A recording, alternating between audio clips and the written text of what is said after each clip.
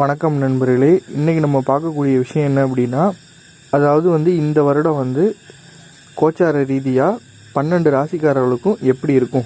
அதாவது எப்படின்னா, இந்த கோச்சார பலன் அப்படிங்கிறது நம்ம சுயஜாதகத்தோடு தான் ஒப்பிட்டு பார்க்கணும். அதுலேருந்து வரக்கூடிய தசாபுத்திகள் அதுக்கேற்ற மாதிரி தான் பலன் தரும். சரிங்களா? இது ஒரு பொதுவான விஷயந்தான்.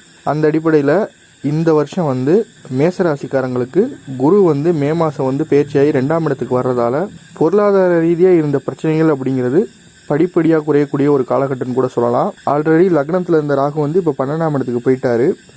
அதாவது எந்த விஷயத்துலையுமே தடைகள் அப்படிங்கிறது உங்களுக்கு இருக்காது. சரிங்களா? 7ஆம் இடத்துல இருக்கக்கூடிய கேதுவும் 6ஆம் இடத்துக்கு போயிட்டாரு. அப்போ திருமண ரீதியாக நீங்கள் எடுக்கக்கூடிய முயற்சிகள் அப்படிங்கிறதும் நல்லபடியாக அமையும். அடுத்து 10ஆம் இடத்துல இருக்கக்கூடிய சனி பகவான் 11ஆம் இடத்துக்கு போகிறதால தொழில் ரீதியாக நீங்கள் எடுக்கக்கூடிய முயற்சிகள் உங்களுக்கு லாபகரமாக அமையும். சரிங்களா? அடுத்த பதிவில் ரிஷபராசி